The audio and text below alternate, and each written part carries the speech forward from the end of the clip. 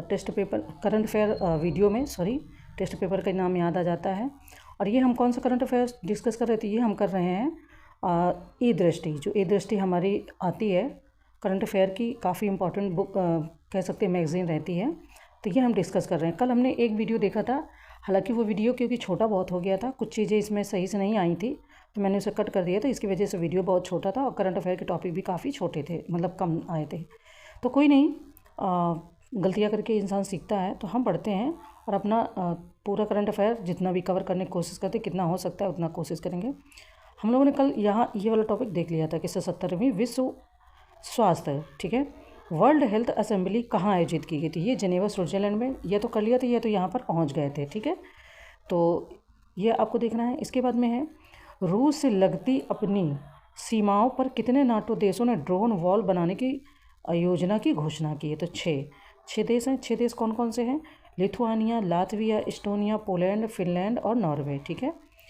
कह रहे प्रथम काजा TFCA शिखर सम्मेलन कहाँ आयोजित किया गया। तो ये आपका कहाँ आयोजित किया गया? 31 मई 2024 को जाम्बिया में। कहाँ पर? तो मई 2024 में जाम्बिया में। कह रहे पहला अंतर्राष्ट्रीय आलू दिवस कब मनाया गया। तो देखो, कुछ दिवस होते हैं जिनकी शुरुआत 1-2 साल में की जाती है या हाल फिलहाल में की जाती है। अगर पहली बार कोई चीज़ मनाई जा रही, पहला काम कहीं हो रहा है, तो उसमें कहीं ना कहीं करंट अफेयर में आने के चांसेस रहते हैं। तो ये कब मनाया गया? ये 30 मई 2024 को मनाया गया, ठीक है। इसके बाद में नेक्स्ट जो टॉपिक हमारा है, यहाँ पर कह रहे हैं कि किसके द्वारा अंतर्राष्ट्रीय आलू दिवस मनाए जाने की घोषणा की गई है। ये आपका इसी के साथ में है, क्योंकि अगर कोई काम हम पहली बार कर रहे हैं तो क्यों कर रहे हैं, ठीक है, ये किसने उसको डिसाइड किया है। तो ये जो पहली बार अंतर्राष्ट्रीय आलू दिवस मनाए जाने की घोषणा की गई है, ये आपकी FAO मतलब संयुक्त राष्ट्र के खाद्य और कृषि संगठन, ठीक है, संयुक्त राष्ट्र के खाद्य और कृषि संगठन। इसके बाद में जो नेक्स्ट टॉपिक है हमारा यहाँ पर, तो वो कह रहे हैं, ये हम देख लेते हैं आगे इसके बाद में, कि भारत की टाइम 100 सबसे प्रभावशाली कंपनियां 2024 नामक सूची में भारत की कितनी कंपनियां शामिल हुई हैं, ये हमारा टॉपिक रहा। तो तीन Reliance industries, Tata group, serum institute of India, ठीक है। 3 शामिल हुई कंपनियां कौन सी? रिलायंस इंडस्ट्रीज, टाटा ग्रुप और सीरम इंस्टीट्यूट ऑफ इंडिया, ठीक है। अब आपको बताना कि सीरम इंस्टीट्यूट ऑफ इंडिया को आपने पहले भी कभी करंट में सुना है, किस लिए सुना है और ये क्या काम करती है। आई थिंक आपको मालूम हो तो आप इसको ध्यान कर लेना और मुझे भी कमेंट करके बताना कि क्या इसमें सही है, क्या गलत है, ठीक है। नेक्स्ट है, हार्वर्ड विश्वविद्यालय के साथ में ऑनलाइन MBA प्रोग्राम शुरू करने वाला भारत का पहला विश्वविद्यालय कौन है, ठीक है, हार्वर्ड विश्वविद्यालय के साथ में। तो ये है आपका चंडीगढ़ विश्वविद्यालय। नेक्स्ट है, हुरून इंडिया आर्ट लिस्ट 2024 में किसे शीर्ष स्थान प्राप्त हुआ, ठीक है। 28 मई की ये खबर है। और ये आपके कौन है? तो भारतीय मूल के अनीस कपूर, लंदन UK, ठीक है ये भारतीय मूल के, लेकिन Anish Kapoor London UK। Next है, पर्यावरण प्रदूषण सूचकांक 2024 में भारत का कौन सा स्थान है। तो देखो, सूचकांक मैंने पहले ही बताया कि सूचकांक काफ़ी इंपॉर्टेंट होते हैं, तो वही आपका यहाँ पर आया है। तो इसमें कौन सा स्थान है भारत का? 176वां, ठीक है। नेक्स्ट फिलहाल कह रहे हैं कि किस देश ने विदेश मंत्रालय के अंतर्गत AI संचालित डिजिटल प्रवक्ता विक्टोरिया C का अनावरण किया। तो किसने किया है? तो ये किया है आपके यूक्रेन ने, ठीक है। किसने? तो यूक्रेन ने। आगे बढ़ेंगे, नेक्स्ट टॉपिक देखेंगे यहाँ पर हम। देखिए, नेक्स्ट टॉपिक कह रहे हैं यहाँ पर कि किस देश ने विदेश मंत्रालय के साथ, ये आपका हो गया यूक्रेन। जो प्रवक्ता विक्टोरिया C का अनावरण किया है, वो किस देश ने किया? तो यूक्रेन ने किया है।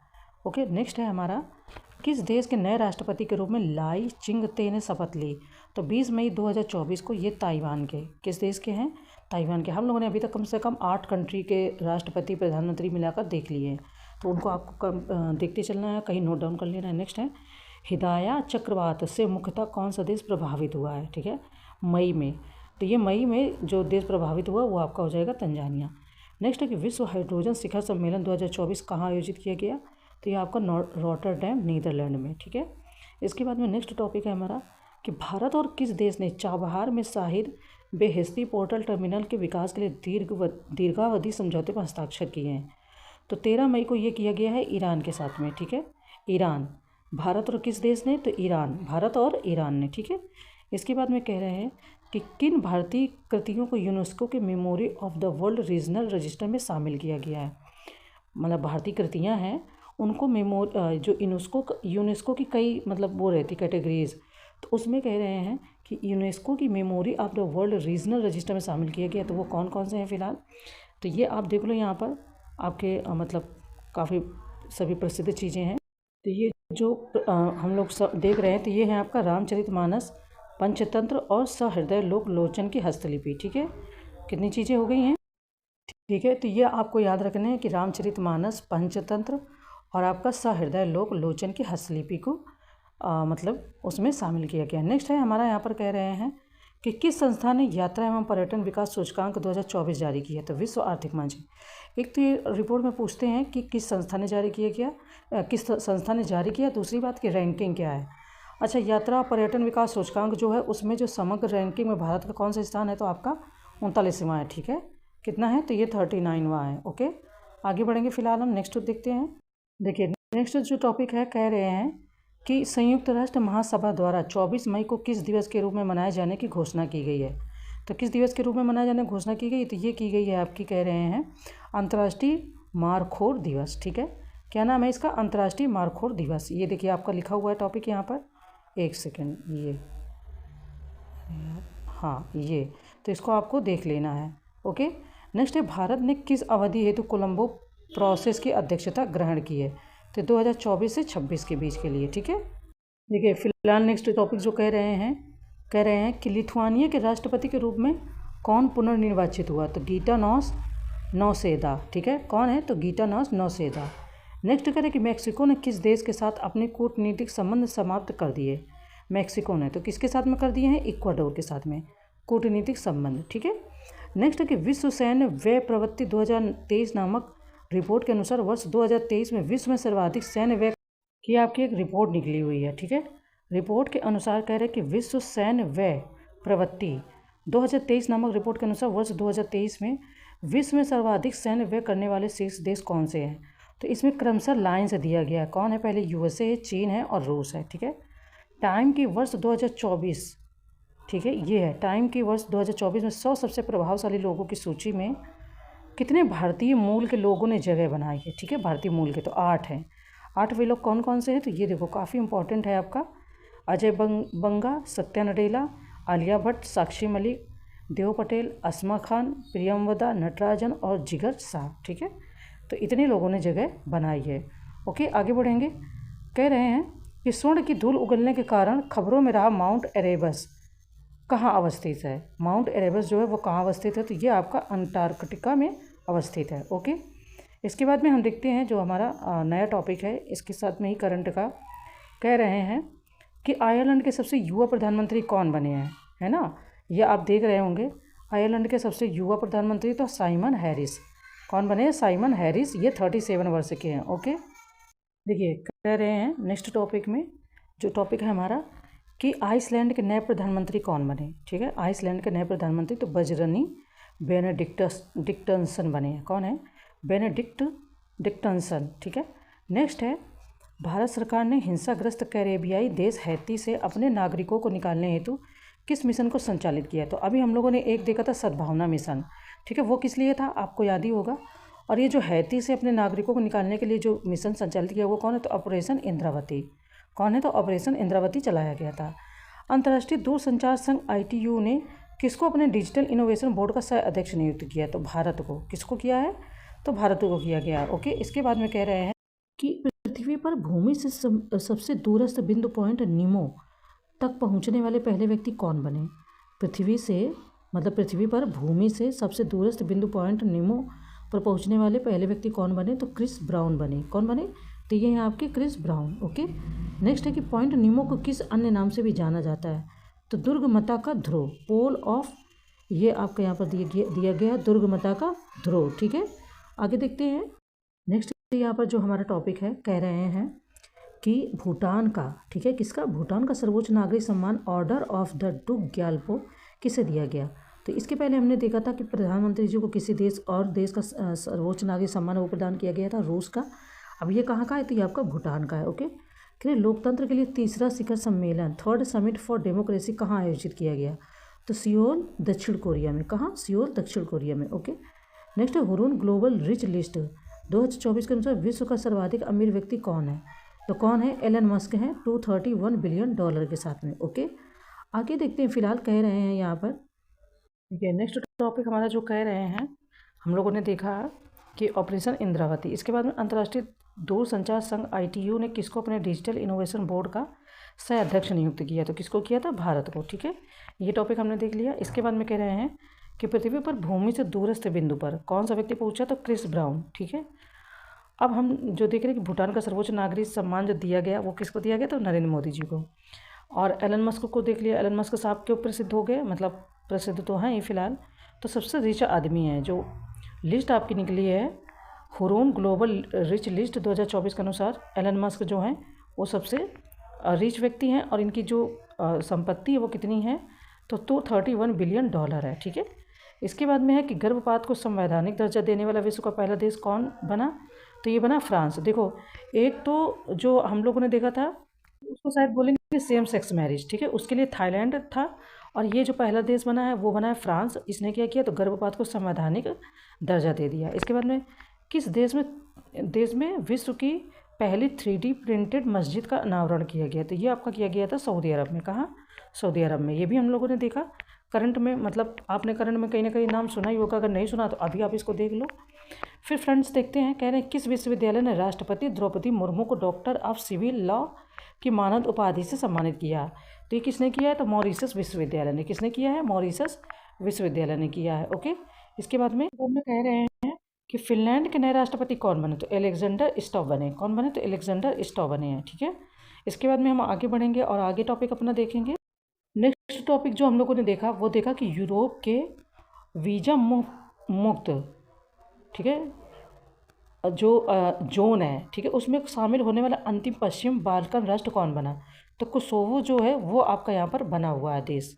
ठीक है, इसके बाद में आगे बढ़ेंगे और हम नया टॉपिक जो देखते हैं कि आपको ये देखना है कि भारत की जन औषधि पहल में शामिल होने वाला पहला देश कौन सा बना। देखो, मैंने बोला है कि पहला देश होगा, पहली जगह होगी तो वो इम्पोर्टेंट हो जाती है। तो ये आपका है मॉरिशस। ठीक है, किस लिए? तो जन औषधि पहल में शामिल होने वाला देश है। ठीक है, भारतीय भेषज संहिता मानकों को मान्यता देने वाला पहला स्पेनिश भाषी देश कौन सा बना? निकारागुआ। कौन है? निकारागुआ।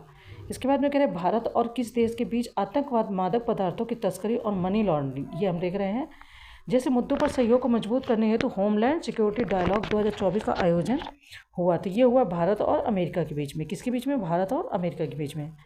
इसके बाद में अंतर्राष्ट्रीय बौद्धिक संपदा सूचकांक, ठीक है, इंटेलेक्चुअल प्रॉपर्टी राइट्स एक तरीके से कह सकते हैं, या अंतर्राष्ट्रीय बौद्धिक संपदा सूचकांक, इसमें भारत को कौन सा रैंक मिला? तो 42वां रैंक प्राप्त हुआ है। कौन सा? तो 42वां रैंक प्राप्त हुआ है।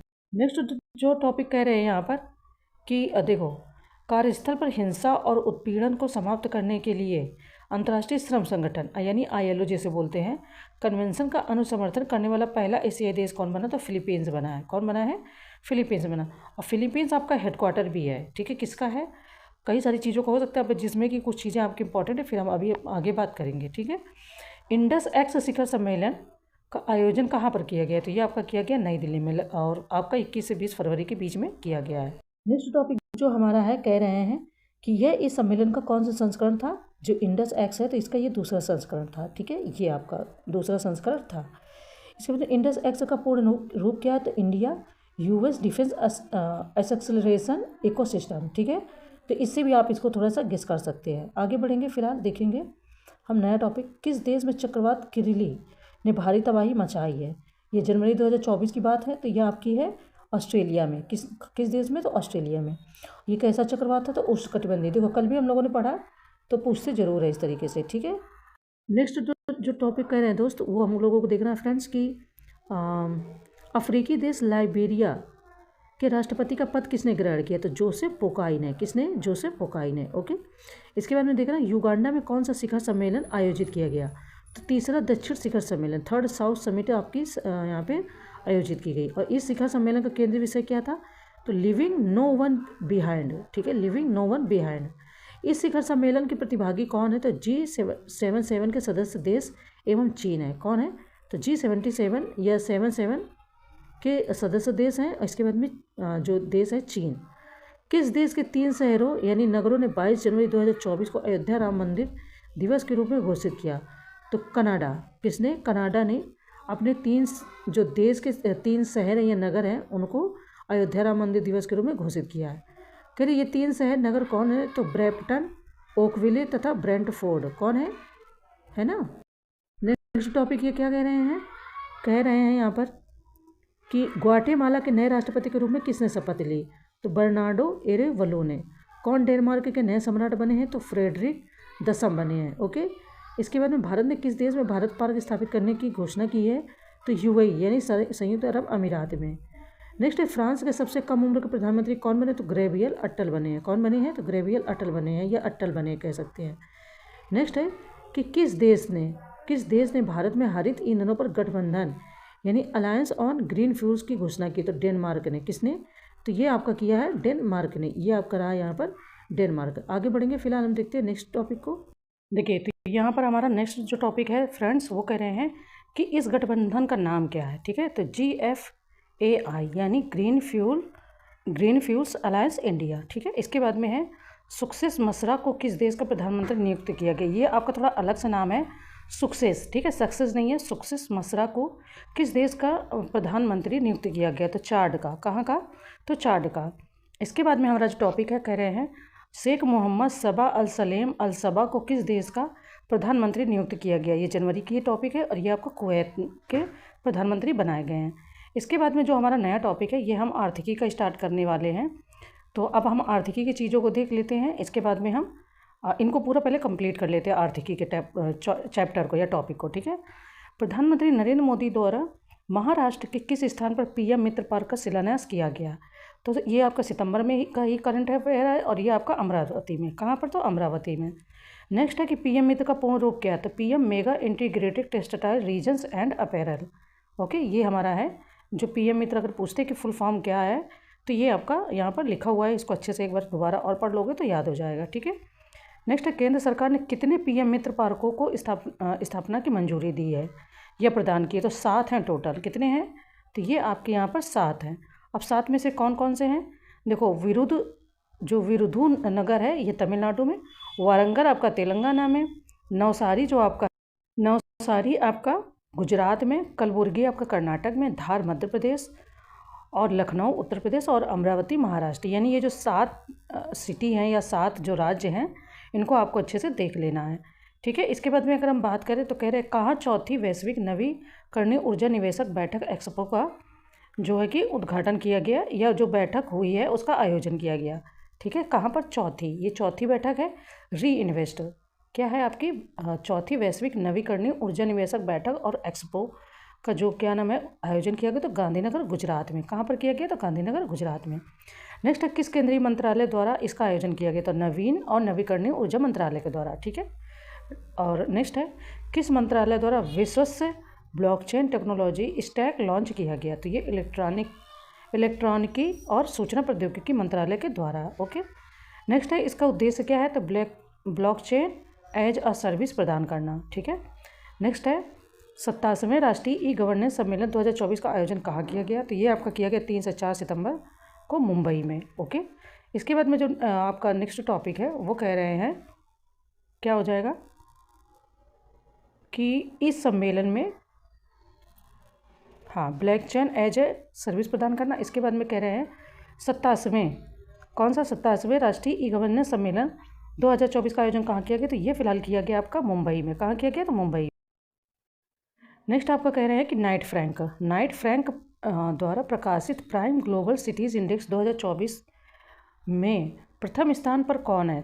और ये आपके अगस्त में आई है इंडेक्स। तो मनीला फिलीपींस जो कि 26% वार्षिक की वृद्धि के साथ में जो है प्रथम स्थान पर आई हुई है। ठीक है, इसके बाद में प्राइम ग्लोबल सिटीज़ इंडेक्स। ठीक है, कौन सी है? Prime global cities index 2024 Q2 में द्वितीय स्थान पर कौन सा शहर है? तो मुंबई है। पहले पे कौन है? मनीला फिलीपींस और द्वितीय पे मुंबई, भारत का आपका मुंबई। नेक्स्ट है सांख्यिकी और कार्यक्रम कार्यान्वयन मंत्रालय ने किस शीर्षक वाली अपनी पुस्तक जारी की है? तो भारत में महिलाएं और पुरुष 2023। ठीक है, ये पुस्तक जारी की गई है। इस पुस्तिका का कौन सा संस्करण जारी किया गया? तो 25वां। यानी कि इसके बहुत से संस्करण, अभी तक 24 संस्करण प्रकाशित हो चुके हैं। नेक्स्ट, इसके अनुसार भारत में वर्ष 2036 में लिंगानुपात प्रति 1000 पुरुषों पर महिलाएं कितने होने को उम्मीद है? तो 952। देखो इतने सालों के बाद में भी अभी 952 पे, मतलब 1000 पे 1000 नहीं है, ठीक है। तो इस चीज़ को आपको ध्यान रखना है यहाँ पर, ओके। चलिए आगे बढ़ते हैं, फिलहाल देखते हैं नेक्स्ट टॉपिक। देखिए ये सभी आर्थिकी के हैं आपके, और आर्थिकी से करंट अफेयर ही बनता है, क्योंकि इकोनॉमी के जो टॉपिक ज़्यादा से ज़्यादा होते हैं, बजट हो गया, करंट अफेयर हो गया, इन चीज़ों से बनते हैं, ओके। पीएम मित्र हो गए आपके, टेक्सटाइल हो गई, ये सारी चीज़ें आपकी जरूर पूछते हैं। कह रहे वर्ष 2036 तक भारत की जनसंख्या कितने होने की उम्मीद है? तो 152.2 करोड़ होने की उम्मीद है। किस देश की मेज़बानी में प्रथम बिम्स्टेक व्यापार शिखर सम्मेलन का आयोजन किया गया? तो 6 से 8 अगस्त 2024 को भारत की जो है निगरानी में किया गया। नेक्स्ट कह रहे हैं, जो हमारा टॉपिक है कि वर्ष 2024 की फॉर्च्यून ग्लोबल 500 सूची में शीर्ष रैंक प्राप्त करने वाली कंपनी कौन सी बनी है, ठीक है। तो यह आपकी बनी वॉलमार्ट। कौन बनी है? वॉलमार्ट बनी है।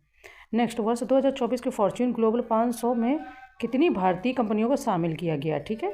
देखिए नेक्स्ट टॉपिक यहाँ पर क्या कह रहे हैं कि वर्ष 2024 की फॉर्च्यून ग्लोबल 500 सूची में कितनी भारतीय कंपनियों को शामिल किया गया? तो 9 कंपनियों को, ठीक है। 9 कंपनियों को यहाँ पर शामिल किया गया। नेक्स्ट है, शीर्ष रैंक वाली भारतीय कंपनी के रूप में किसने अपना दर्जा बरकरार रखा? तो रिलायंस इंडस्ट्रीज़ जो है वो 86वें स्थान पर है, और यही जहाँ तक आपकी कंपनी है जिसने अपना दर्जा बरकरार रखा है, ओके। चलिए फिलहाल हम देख रहे हैं नेक्स्ट टॉपिक। कह रहे हैं कौन सा राज्य किसानों से सभी फसलें न्यूनतम समर्थन मूल्य पर खरीदने वाला देश का पहला राज्य बन गया? तो ये काम जो किया है हरियाणा ने किया है, ओके। नेक्स्ट है, अलौह धातु क्षेत्र नॉन फेररस मेटल सेक्टर के अंतिम आंकड़ों के अनुसार भारत वर्ष 2024-25 यानी अप्रैल जून में विश्व के सबसे बड़े एल्युमिनियम उत्पादकों में किस स्थान पर है? तो ये आपका दूसरे स्थान पर हो गया है, ठीक है। मतलब दूसरा स्थान इनको भारत ने प्राप्त कर लिया है। इसके बाद में अगर हम देखते हैं यहाँ पर जो नेक्स्ट टॉपिक है हमारा, भारत वैश्विक स्तर पर सबसे बड़े, ठीक है, कह रहे हैं भारत वैश्विक स्तर पर सबसे बड़े चूना उत्पादकों में किस स्थान पर है? तो ये इसमें तीसरे स्थान पर। देखो एल्युमिनियम उत्पादकों में दूसरे स्थान पर और चूना उत्पादकों में तीसरे स्थान पर। अभी चौथे स्थान में देख लो, भारत विश्व में सबसे बड़े लौ अयस्क यानी आयरन और जिसे बोलते हैं उत्पादकों में भी चौथे स्थान पर है। तो देखो दूसरा, तीसरा और चौथा, 3 लाइनें आपको तो एग्जैक्ट याद ही हो गई होंगी, क्योंकि इन्हीं को आप ध्यान कर लो। नेक्स्ट है, WTO की विश्व व्यापार सांख्यिकी 2023 वर्ल्ड ट्रेड स्टैटिक्स 2023 रिपोर्ट के अनुसार भारत वर्ष 2023 में वैश्विक कृषि उत्पाद निर्यात में कौन से स्थान पर है? तो 8वें स्थान पर है। दूसरा, तीसरा, चौथा हमने देख लिया। एल्युमिनियम पे दूसरा, चूना उत्पादक में तीसरा, लौ अयस्क में चौथा, और जो WTO की विश्व व्यापार सांख्यिकी है उसमें वैश्विक कृषि उत्पाद निर्यात करने में 8वें स्थान पर है, ओके। इसके बाद में क्या है, कह रहे कौन सा राज्य 75 जनपदों में डिजिटल क्रॉप सर्वे के माध्यम से फसल उत्पादन का आकलन करने वाला देश का पहला राज्य बना? तो ये भी कारनामा हमारे प्यारे उत्तर प्रदेश ने ही किया है। वैसे सारे राज्य प्यारे हैं, ख़राब कोई नहीं है, बट फिर भी एक फीलिंग एक अलग ही रहती है। मुझे कोई क्षेत्रवाद को बढ़ावा देने में अच्छा नहीं लगता है, बट हाँ जो काम किया है उसके लिए अप्रिसिएट करना ज़रूरी होता है, ठीक है। नेक्स्ट है यहाँ पर, किस राज्य सरकार ने भारत का पहला चावल ATM लॉन्च किया? तो ये ओडिशा ने किया, ये भी बहुत अच्छा काम किया है, ओके। नेक्स्ट, इस ATM का क्या नाम है जो 5 मिनट में 50 किलोग्राम तक अनाज दे सकता है? ठीक है, ये हम टॉपिक पढ़ रहे हैं। 24 घंटे संचालित किया जा सकता है, तो अन्नपूर्ति अनाज ATM, ठीक है, ऐसे ही नाम होगा क्योंकि अनाज दे रहा तो अन्न की तो पूर्ति कर ही रहा है ना। नेक्स्ट कह रहे किस पत्तन पर भारत की पहली एकीकृत कृषि निर्यात सुविधा यानी इंटीग्रेटेड एग्री एक्सपोर्ट फैसिलिटी स्थापित की जाएगी? तो ये आपकी जवाहरलाल नेहरू पत्तन मुंबई पर स्थापित की जाएगी। पत्तन है जो कि मुंबई का है, ओके। उत्तर प्रदेश को $1 ट्रिलियन की अर्थव्यवस्था के रूप में रूपांतरित करने के उद्देश्य से किस विधेयक के मसौदे को मंजूरी प्रदान की गई? वो भी जुलाई 2024 में। तो उत्तर प्रदेश नोडल विनिधान रीजन निर्माण जो क्षेत्र विधेयक है वो आपका 2024। नेक्स्ट है इस कानून, ठीक है, किस कानून? तो इस कानून को लागू करने वाला उत्तर प्रदेश जो है वो देश का कौन सा राज्य बनेगा? तो चौथा। इसके पहले कौन कौन से कर चुके हैं? गुजरात कर चुका है, कर्नाटक और राजस्थान के बाद में उत्तर प्रदेश है। उत्तर प्रदेश निर्माण क्षेत्र बोर्ड का अध्यक्ष कौन होगा? तो मुख्यमंत्री होंगे। कौन होंगे? तो मुख्यमंत्री। नेक्स्ट, भारतीय रिजर्व बैंक ने किसमें शामिल होने के लिए 4 आसियान देशों के केंद्रीय बैंकों के साथ समझौते पर हस्ताक्षर किया? तो प्रोजेक्ट नेक्सस। कौन हो जाएगा? प्रोजेक्ट नेक्सस, ठीक है। चलो आगे बढ़ते हैं, फिलहाल हम देखते हैं नेक्स्ट टॉपिक। अच्छा देखो, जो कह रहे हैं कि प्रोजेक्ट नेक्सस क्या है, तो यह एक बहुपक्षीय अंतर्राष्ट्रीय पहल है। प्रोजेक्ट नेक्सस की शुरुआत किसके द्वारा की गई? तो बैंक फॉर इंटरनेशनल सेटलमेंट्स यानी BIS के इनोवेशन हब के द्वारा। अच्छा, प्रोजेक्ट नेक्सस के संस्थापक सदस्य देश कौन से हैं? तो भारत हो गया, मलेशिया, फिलीपींस, सिंगापुर और थाईलैंड। ये आपको ध्यान रखने हैं कि ये कई सारे इसमें क्वेश्चन बन सकते हैं। पहली बात तो प्रोजेक्ट नेक्सस है क्या? प्रोजेक्ट नेक्सस की शुरुआत कब की, मतलब किसके द्वारा की गई है ना? प्रोजेक्ट नेक्सस के संस्थापक सदस्य कौन कौन से? तो भारत संस्थापक सदस्यों में से है। प्रोजेक्ट नेक्सस का क्या उद्देश्य है? तो तत्काल सीमा पर खुदरा भुगतान को सक्षम बनाना। क्या कह रहे हैं? तत्काल सीमा पर खुदरा जो भुगतान है उसको सक्षम बनाना। इसके बाद में स्काई ट्रैक्स के विश्व एयरलाइंस पुरस्कार 2024 में किस भारतीय एयरलाइन को दक्षिण एशिया की सर्वश्रेष्ठ एयरलाइन के रूप में सम्मानित किया गया? ये जून की खबर है और इसमें विस्तारा को सम्मानित किया गया। ठीक है। इसके बाद में किस बैंक को सेंट्रल बैंकिंग लंदन द्वारा risk manager of the year award 2024 से सम्मानित किया गया? तो भारतीय रिजर्व बैंक को। ठीक है, भारतीय रिजर्व बैंक को। इसके बाद में अगर हम देखें यहाँ पर जो टॉपिक है हमारे, देखिए नेक्स्ट जो टॉपिक है हमारा, कह रहे हैं कि वित्त वर्ष 2023-24 के दौरान भारत में सबसे अधिक पवन ऊर्जा क्षमता वृद्धि हासिल करने वाले 3 राज्य कौन से हैं? ठीक है, गुजरात, कर्नाटक एवं तमिलनाडु। तो ज़्यादातर जो पवन क्षमता हो गई ये तो एक अलग बात है। अगर आपकी हाइड्रोजन क्षमता हुई या और क्षमताएं हुई तो जो ये तटवर्ती राज्य है इसमें काफ़ी अच्छे रहते हैं। ठीक है।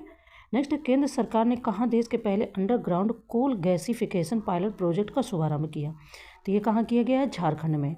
आपका जून के मंथ में झारखंड में किया गया। नेक्स्ट है, ग्लोबल इलेक्ट्रिसिटी रिव्यू 2024 रिपोर्ट किसने जारी की है? तो एम्बर वैश्विक ऊर्जा थिंक टैंक है, इसने जारी की। अच्छा, ग्लोबल इलेक्ट्रिसिटी रिव्यू 2024 रिपोर्ट के अनुसार विश्व में वर्ष 2023 में सौर ऊर्जा उत्पादक शीर्ष देश कौन से हैं? विश्व की बात हो रही है यहाँ पर। ठीक है, और सौर ऊर्जा उत्पादक देशों की बात हो रही है। सौर ऊर्जा अलग हो गई आपकी, और जो ये पवन ऊर्जा हो गई, हाइड्रोजन वाली ऊर्जा हो गई, ग्रीन फ्यूल, ये सब अलग हो गई। ठीक है, तो ध्यान रखना किस पर पूछ रहे हैं। ये पूछ रहे हैं सौर ऊर्जा उत्पादक देश शीर्ष कौन है? फर्स्ट नंबर पे आपका चीन है, सेकंड पे संयुक्त राज्य अमेरिका है और थर्ड पे भारत है। ठीक है, तो 3 आपके जो राज्य 3 देश हैं या कंट्री कह सकते हैं कि 3 अलग कंट्री हैं, वो आपके लाइन से दे दी गई हैं। ठीक है। इसके बाद में नेक्स्ट है वर्ल्ड वेल्दिएस्ट सिटीज़ रिपोर्ट 2024 के अनुसार। ठीक है, के अनुसार कह रहे हैं विश्व के शीर्ष 50 सबसे अमीर शहरों में भारत के कौन से शहर शामिल हुए हैं?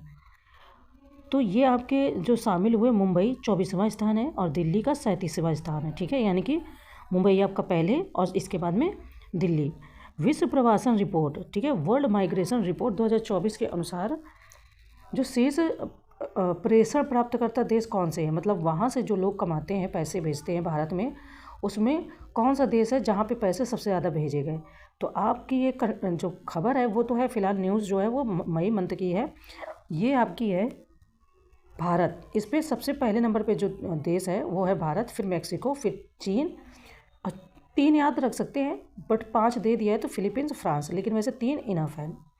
नेक्स्ट है Oxford economics global cities index. देखो इंडेक्स काफ़ी सारी हैं और कुछ नई आ गई हैं, जैसे विश्व प्रवासन आपकी मान सकते हैं कि पुरानी है, पर ये जो वर्ल्ड वेल्दिएस्ट सिटीज़ रिपोर्ट, मतलब सिटी जो सबसे अच्छी कौन सी है, सबसे अमीर कौन सी, रहने लायक कौन सी, महंगी कौन सी है, तो कुछ इंडेक्स अभी न्यू आने लगे हैं। तो वही ये कह रहे हैं कि ग्लोबल सिटीज़ इंडेक्स 2024 में शीर्ष स्थान वाले शहर कौन से हैं? न्यूयॉर्क फर्स्ट नंबर पे है आपका, और अगर यहाँ पर बात करें लंदन सेकेंड और सैन जोस जो है आपका थर्ड, और टोक्यो आपका 4th नंबर पे है। ठीक है, तो इस तरीके से हमने ये जो सिटी हैं इनको देख लिया। आगे देखते हैं, कह रहे हैं कि संयुक्त राष्ट्र व्यापार और विकास सम्मेलन अंकटाड अब किस नाम से जाना जाएगा? ठीक है, देखो इसको बहुत ध्यान से देखना। कह रहे हैं संयुक्त राष्ट्र व्यापार और विकास सम्मेलन अंकटाड अब किस नाम से जाना जाएगा? तो ये संयुक्त राष्ट्र व्यापार और विकास यानी ह्यूमन ट्रेड एंड डेवलपमेंट, इससे जाना जाएगा। तो ये बदलाव हुआ है तो इसको बहुत ध्यान रखना। ठीक है, मानव विकास संस्थान यानी ISD और अंतर्राष्ट्रीय श्रम संगठन ILO ने किस शीर्षक से एक रिपोर्ट जारी की है? तो ये भारत रोजगार रिपोर्ट 2024 के नाम से जारी की गई है। ठीक है, इसके बाद में जो कह रहे हैं यहाँ पर आपका नेक्स्ट जो टॉपिक है कि वर्ष 2024 का ब्रांड फाइनेंस इंश्योरेंस 100 रिपोर्ट के अनुसार विश्व में सबसे मजबूत बीमा ब्रांड कौन सा है? तो ये आपका कौन सा हो जाएगा? LIC, जो भारतीय जीवन बीमा अपने यहाँ चलता है। ठीक है, लक्षद्वीप में अपनी शाखा खोलने वाला भारत का प्रथम निजी क्षेत्र का बैंक कौन सा है? तो ये है आपका HDFC। कौन है? HDFC। किस प्लेटफॉर्म को नीति और सुशासन के लिए डिजिटल सार्वजनिक अवसंरचना बनाने हेतु शुरू किया गया? तो मार्च 2024 की ये न्यूज़ है, नीति फॉर स्टेटर्स, ठीक है, या स्टेट्स कह सकते हैं। नेक्स्ट, विश्व व्यापार संगठन का 13वां त्रिस्तरीय सम्मेलन कहाँ आयोजित किया गया? तो आपका फरवरी में आयोजित किया गया 2024 में अबू धाबी, संयुक्त अरब अमीरात में। इसके बाद में अगर हम आगे बढ़ें तो कह रहे हैं यहाँ पर, ठीक है, ये कह रहे हैं कि 21वां बायो एशिया शिखर सम्मेलन, कौन सा 21वां बायो एशिया शिखर सम्मेलन जो है कहाँ आयोजित किया गया? तो ये 26-28 फरवरी को हैदराबाद में। कहाँ पर? तो हैदराबाद में। ओके, नेक्स्ट आप देख लो, कह रहे हैं राज्य ऊर्जा दक्षता सूचकांक, ये भी आपका सूचकांक ही है। 2023 में प्रत्येक समूह में शीर्ष जो प्रदर्शन, मतलब जो अच्छा प्रदर्शन करने वाले राज्य या संघ शासित क्षेत्र कौन से हैं? तो वो कर्नाटक समूह 1 में, आंध्र प्रदेश समूह 2 में, असम समूह 3 में और चंडीगढ़ समूह 4 में, ठीक है। ये किस में है? तो राज्य ऊर्जा दक्षता सूचकांक की बात हो रही है। नेक्स्ट, सामाजिक विकास आयोग यानी कमीशन फॉर सोशल डेवलपमेंट के 62वें सत्र की अध्यक्षता किस देश ने की? तो भारत ने कई सारे उनकी अध्यक्षता की, तो ध्यान रखना। नेक्स्ट है, भारत की सबसे बड़ी बैटरी ऊर्जा भंडारण प्रणाली का शुभारंभ कहाँ किया गया? तो राजनांदगांव छत्तीसगढ़ में किया गया है। ओके, इसके बाद में ये कह रहे हैं जो आपका है कि फोर्ब्स द्वारा जारी, ठीक है, देखो हुरून द्वारा जारी होती है रिपोर्ट, अब ये यहाँ पर आपकी फोर्ब्स द्वारा जारी की गई रिपोर्ट के अनुसार विश्व की सबसे मजबूत मुद्रा कौन सी है? ये जनवरी का है करंट अफेयर। कुवैती दिनार जो है वो आपके विश्व की सबसे मजबूत मुद्रा है। विश्व की सबसे मजबूत मुद्रा में डॉलर का स्थान कौन सा? तो ये 10वां स्थान है, ठीक है, 10वां स्थान है। ब्लूमबर्ग के अनुसार बाजार पूंजीकरण यानी मार्केट कैपिटलाइजेशन के संदर्भ में विश्व के सबसे बड़े शेयर बाजारों में भारत को पहली बार कौन सा स्थान प्राप्त हुआ? तो यह आपको भारत को प्राप्त हुआ 4था स्थान। इस रैंकिंग में शीर्ष देश कौन से हैं? मतलब भारत अगर 4थे स्थान पे, तो तीन जो स्थान उनमें कौन सा? तो अमेरिका पहले पे है, चीन दूसरे पे है और जापान तीसरे पे है। ओके, इसके बाद में अमेरिकी एरोस्पेस कंपनी बोइंग ने भारत में पहला वितरण केंद्र कहाँ खोला? खुर्जा, उत्तर प्रदेश में, ठीक है। बोइंग ने जो पहला अपना केंद्र खोला है वो खुर्जा, उत्तर प्रदेश में। ओके, इसके बाद में हम नेक्स्ट टॉपिक देखते हैं। कह रहे हैं multi dimensional poverty in India since 2005-6 नामक चर्चा पत्र किसने जारी किया? तो ये नीति आयोग ने जारी किया। ओके, नेक्स्ट टॉपिक हमारा जो है वो हम लोग देख रहे हैं। कह रहे हैं कि भारत में बहुआयामी निर्धनता वर्ष 2013-14 में 29.17% से घटकर वर्ष 2022-23 में कितनी रहेगी? तो ये आपकी 11.28%, मतलब 11.5 समथिंग कह सकते हो आराम से। इस दौरान कितने लोगों को बहुआयामी निर्धनता से बाहर निकाला गया? तो 24.82 समथिंग 25 करोड़ लोगों को निर्धनता से बाहर निकाला गया। किस प्रदेश के सर्वाधिक लोग बहुआयामी निर्धनता से बाहर निकले हैं?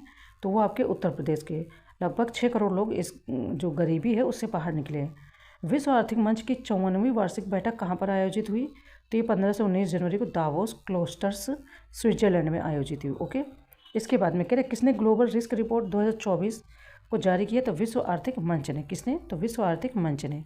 आगे बढ़ेंगे। फिलहाल देखो अभी हम लोगों ने आर्थिकी का टॉपिक देख ही लिया है, अभी आपका विज्ञान का शुरू हो गया। तो ये कह रहे हैं यहाँ पर विज्ञान में कि अपनी तरह के पहले त्रिसेवा tri service future warfare course का आयोजन कहाँ किया गया? तो ये 23 से 27 सितंबर नई दिल्ली में किया गया। 23 से 27 सितंबर 2024 को नई दिल्ली में किया गया। WHO के अनुसार विश्व में कुष्ठ रोग, ठीक है, लेप्रोसी का उन्मूलन करने वाला प्रथम देश कौन बना? तो ये कह रहे हैं बना है जॉर्डन। कौन बना है? तो जॉर्डन। नेक्स्ट, ईरान द्वारा किस अनुसंधान उपग्रह को लॉन्च किया गया? 14 सितंबर की न्यूज़ है। तो ये चमरान फर्स्ट को लॉन्च किया गया। ओके, प्रेस बायोपिया से प्रभावित व्यक्तियों के लिए पढ़ने के चश्मे पर निर्भरता को कम करने हेतु किस आई ड्रॉप को प्रदत्त लाइसेंस को निरस्त कर दिया गया? तो प्रेस वो। कौन सा है? तो प्रेस वो हो जाएगा। ओके, इसके बाद में आगे बढ़ेंगे। नेक्स्ट टॉपिक देखते हैं। कह रहे हैं यहाँ पर हमने प्रेस वो तक देख लिया है। ये कह रहे हैं कि जो आपका प्रेस वो है, ठीक है, कौन? प्रेस वो है का निर्माण किसने किया? तो इंटोड फार्मास्यूटिकल्स लिमिटेड कंपनी जो है मुंबई ने, इंटोड फार्मास्यूटिकल्स लिमिटेड मुंबई ने। ओके, इसके बाद में है DRDO ने किस स्वदेशी हल्के टैंक का विकासात्मक फील्ड फायरिंग परीक्षण प्रथम चरण जो है वो संपन्न कर लिया है, वो भी 13 सितंबर 2024 को। तो जोरावर ने। किसने? जोरावर ने। नेक्स्ट है कितने टन वजनी? तो ये 25 टन वजनी है। 8 एंटी सबमरीन वॉरफेयर सेलो वाटरक्राफ्ट परियोजना के 4थे और 5वें पोत का जलावतरण कहाँ किया गया? तो ये भी आपका सितंबर में ही किया गया और ये आपका फिलहाल कोच्चि में किया गया। ओके, नेक्स्ट है चौथे और पाँचवें पोत का क्रमशः क्या नाम है? मालपे और मुल्की। क्या नाम है? तो मालपे और मुल्की। ओके, इसके बाद में आगे बढ़ेंगे। फिलहाल हम देखते हैं जो इसके आगे के बचे हुए टॉपिक हैं उनको भी देख लेते हैं, क्योंकि बहुत इंपॉर्टेंट है। साइंस के तो टॉपिक बहुत ज़्यादा ही इंपॉर्टेंट है और आपका आर्थिकी का जो टॉपिक है वो भी बहुत इंपॉर्टेंट है। ठीक है, ये कह रहे हैं कि अग्नि 4 बैलिस्टिक मिसाइल का सफल प्रक्षेपण कहाँ से किया गया? ये 6 सितंबर को आपका चांदीपुर ओडिशा से किया गया। ओके, नेक्स्ट है भारत का पहला स्वदेशी हेपेटाइटिस ए के टीके का क्या नाम है, जिसकी बाल चिकित्सा खुराक जो है को लॉन्च किया गया? तो हैविश्योर। क्या नाम है इसका? हैविश्योर। यह टीका किसने लॉन्च किया है? तो इंडियन इम्यूनोलॉजिकल्स लिमिटेड ने लॉन्च किया है। ओके, नेक्स्ट, कौन से देश ने तरंग शक्ति 2024 नामक अपने बहुराष्ट्रीय हवाई अभ्यास का आयोजन किया? तो ये आपका अगस्त सितंबर 2024 भारत ने किया है। ओके, इस अभ्यास का आयोजन कितने चरणों में किया गया? तो 2 चरणों में। प्रथम चरण जो है सुलूर तमिलनाडु में, द्वितीय चरण आपका जोधपुर में। Okay, next, national one health mission NOHM के तत्वाधान में महामारी से निपटने की तैयारियों का आकलन करने के लिए कहाँ विषाणु युद्धाभ्यास आयोजित किया गया? तो ये आपका अजमेर राजस्थान में किया गया। कहाँ किया गया? अजमेर राजस्थान में। ठीक है, नेक्स्ट जो टॉपिक है इसमें कह रहे हैं कि कहाँ पहला स्वदेशी निर्मित प्रदूषण नियंत्रण पोत लॉन्च किया गया? तो ये आपका गोवा में किया गया। कहाँ किया गया? गोवा में।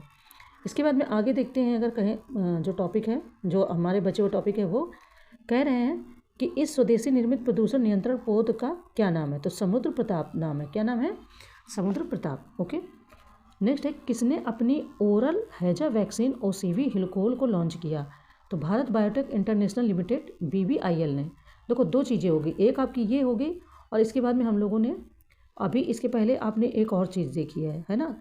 तो जो वो वैक्सीन देखी है उसको भी आप अच्छे से देखते चलो, एक भी चीज़ को भूलना नहीं है। ठीक है, प्रेसबू को आपने देख लिया। इसके बाद में जो आपकी दूसरी वैक्सीन है ये कौन सी है? तो भारत का जो पहला स्वदेशी हेपेटाइटिस ए के टीका है ये क्या है? हैविश्योर है। ठीक है, इसका नाम क्या है? हैविश्योर। और जो ये दूसरी बात कह रहे कि किसने अपनी ओरल हैजा वैक्सीन, मतलब ये कंपनी है भारत बायोटेक, आपको पता ही है, सुना होगा चर्चा में कहीं ना कहीं, ये टीके वगैरह बनाती है दवाइयों को। तो इसने अपना लॉन्च किया, भारत बायोटेक इंटरनेशनल लिमिटेड ने OCV ओरल हैजा वैक्सीन को लॉन्च किया है। ओके, देखिए सॉरी 1 मिनट, वो टच हो जाता है ना कभी कभी, तो वही। नेक्स्ट जो हमारा टॉपिक है कि भारतीय वायुसेना, ठीक है, भारतीय वायुसेना ने किस मिसाइल के निर्माण हेतु DRDO और भारत डायनेमिक्स लिमिटेड को मंजूरी दी है? तो अस्त्र मार्क 1 ने। किसने? अस्त्र मार्क 1 ने। नेक्स्ट, किन राज्य में नए मोर अभ्यारण्यों की स्थापना की घोषणा की गई है? तो कर्नाटक एवं केरल। कौन हो जाएगा? कर्नाटक एवं केरल। इसके बाद में देखेंगे अगर विश्व इतिहास के सबसे बड़े, क्या कह रहे हैं, विश्व इतिहास के सबसे बड़े सूचना प्रौद्योगिकी संबंधी व्यवधानों IT आउटेज में से एक के कारण कौन से कंप्यूटर प्रभावित हुए? माइक्रोसॉफ्ट विंडोज संचालित कंप्यूटर। ठीक है, कौन? माइक्रोसॉफ्ट विंडोज संचालित कंप्यूटर। नेक्स्ट, इस घटना के कारण विश्व में लगभग कितने माइक्रोसॉफ्ट विंडोज संचालित कंप्यूटर प्रभावित हुए? तो 8.5 मिलियन। कितने? 8.5 मिलियन। ठीक है, नेक्स्ट है कि यह व्यवधान साइबर सुरक्षा क्षेत्र की किस कंपनी द्वारा जारी सॉफ्टवेयर अपडेट के कारण उत्पन्न हुआ? तो ये आपका क्राउड स्ट्राइक। किसके द्वारा? तो क्राउड स्ट्राइक। नेक्स्ट, किस कंपनी ने एशिया का पहला low carbon green zinc launch किया? तो हिंदुस्तान जिंक लिमिटेड ने लॉन्च किया गया। ये भी लॉन्च किया, ये आपकी जुलाई की ही न्यूज़ है, ज़्यादा पुरानी नहीं है, करंट का ही सारा मैटर है। ओके, नेक्स्ट है कि इसका क्या नाम है? तो इकोजेन। क्या नाम है? इकोजेन। पूरी तरह से हाइड्रोजन ईंधन से चलने वाली विश्व की किस पहली वाणिज्यिक यात्री नौका का अनावरण किया गया? MVC launch. कौन सी? MVC launch. ठीक है, इस नौका का अनावरण कहाँ किया गया? तो सैन फ्रांसिस्को खाड़ी USA में। कहाँ पर? सैन फ्रांसिस्को खाड़ी USA में। नेक्स्ट है अंतरिक्ष अन्वेषण एवं अनुसंधान एजेंसी सेरा ने ब्लू ओरिजिन के मानव अंतरिक्ष उड़ान कार्यक्रम के लिए किसको साझेदार देश घोषित किया? तो ये किसने किया है? भारत ने। ओके, यह कार्यक्रम किन देशों के नागरिकों के लिए है? तो जिन्होंने अंतरिक्ष में बहुत कम या कोई अंतरिक्ष यात्री नहीं भेजा है। नेक्स्ट है किस स्थान से जंपिंग स्पाइडर की 2 नई प्रजातियों की खोज की गई है? तो पश्चिमी घाट से। कहाँ से? तो पश्चिमी घाट से। ओके, इसके बाद में कह रहे हैं यहाँ पर जो नेक्स्ट टॉपिक है कि एक जंपिंग स्पाइडर का नाम MS स्वामीनाथन के नाम पर क्या रखा गया? तो हेब्रोसिस्टम स्वामीनाथन। क्या है? हेब्रोसिस्टम स्वामीनाथन। जहाँ आप ये हेब्रोसिस्टम के साथ में स्वामीनाथन लगा देखेंगे तो आपको आइडिया लग जाएगा। दूसरे जंपिंग स्पाइडर का नाम किसके नाम पर रखा गया? हेब्रोसिस्टम बेंजामिन। ठीक है, प्रोफेसर सुरेश P बेंजामिन के नाम पे, और ये आपके हेब्रोसिस्टम स्वामीनाथन के नाम पर। ओके, नेक्स्ट, किसने द्विवार्षिक वैश्विक वन स्थिति report the state of world's forest 2024 जारी की है? तो जुलाई में ही ये खाद्य और कृषि संगठन यानी फाओ ने जारी की है। नेक्स्ट, रिपोर्ट के अनुसार वर्ष 1990 से 2000 के बीच में एक वार्षिक वन उन्मूलन दर कितनी थी? तो 15.8 मिलियन हेक्टेयर थी। कितनी थी? 15.8 मिलियन हेक्टेयर। यह वार्षिक वन उन्मूलन दर जो है रेट ऑफ डिफॉरेस्टेशन वर्ष 2015-2020 के बीच में कितनी रह गई है? तो ये आपकी 10.2 मिलियन हेक्टेयर रह गई है। ओके, इसके बाद में कह रहे हैं यहाँ पर कि वर्ष 2020, ठीक है, वर्ष 2020 में वन पृथ्वी के भूमि क्षेत्र का कितने प्रतिशत था? तो ये आपका 31% यानी 4.1 बिलियन हेक्टेयर था। ओके, यहाँ तक रखते हैं, फिर इसके बाद में हम इसको नेक्स्ट, अभी हमारा जो साइंस टेक का बचा हुआ टॉपिक है, अभी काफ़ी बचा हुआ है, तो इसको फिर हम इसके बाद में कंप्लीट कर लेंगे। Okay, thank you friends. और ये करंट अफेयर की क्लासेस आपको कैसी लग रही है, कितना हेल्प कर रही है, ज़रूर हमें कमेंट में बताइएगा। तो इसके बाद में हम टेस्ट सीरीज़ को शुरू करेंगे। ओके, चलिए, थैंक यू।